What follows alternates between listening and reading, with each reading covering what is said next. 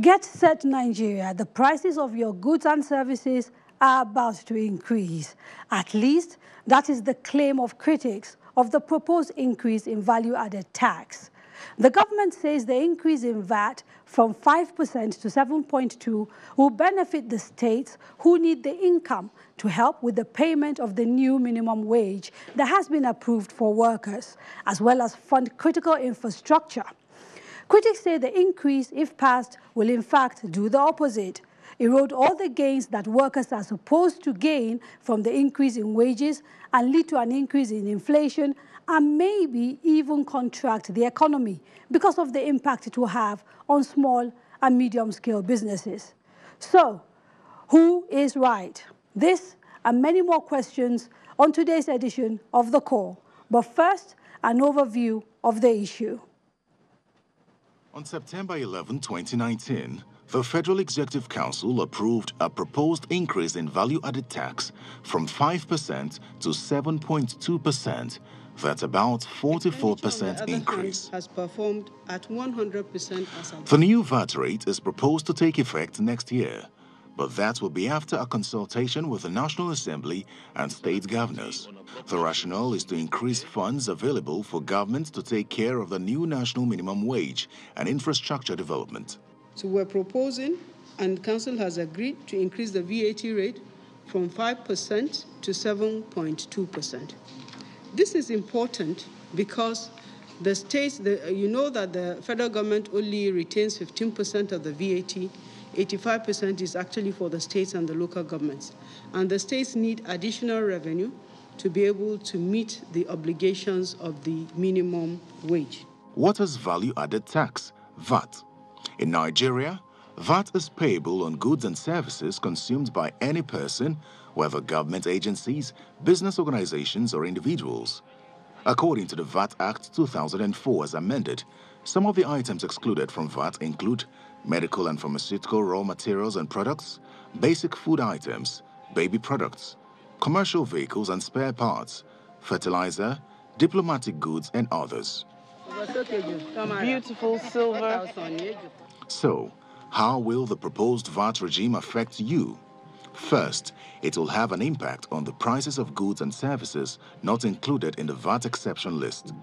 It may affect your purchasing power depending on where you spend your money and if your take-home pay remains constant.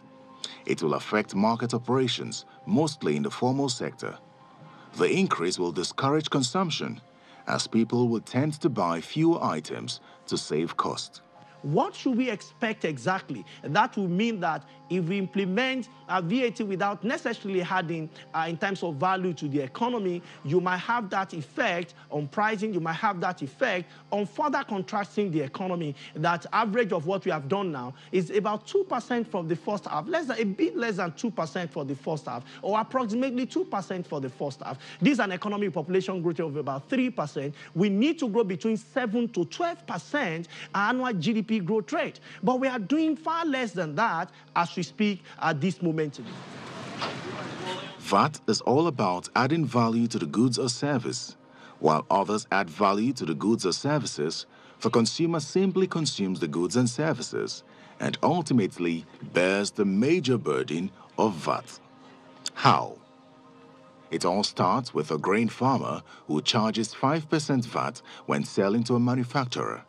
The manufacturer adds value to the cereal by turning it into flour and packaging it. He then charges 5% VAT for adding value to the cereal. A baker buys the flour, makes pastries, and charges 5% VAT. The consumer who chooses to patronize the pastry store bears the major burden of the 5% VAT. However, the beauty of the system is that he can choose not to pay if he rejects VATable goods. Most recently, we advised the government to jettison the idea of increasing the VAT by nearly 50%. We opine that such a move will be counterproductive, especially in the light of the high buildup of unsold inventory in industries and the high probability that it may fuel inflation and worsen the uncompetitiveness of our local products.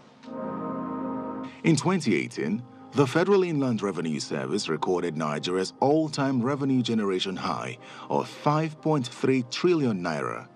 In the first quarter of 2019, the agency generated 1.5 trillion naira as revenue. And overall in 2019, VAT has crossed the 1 trillion naira mark.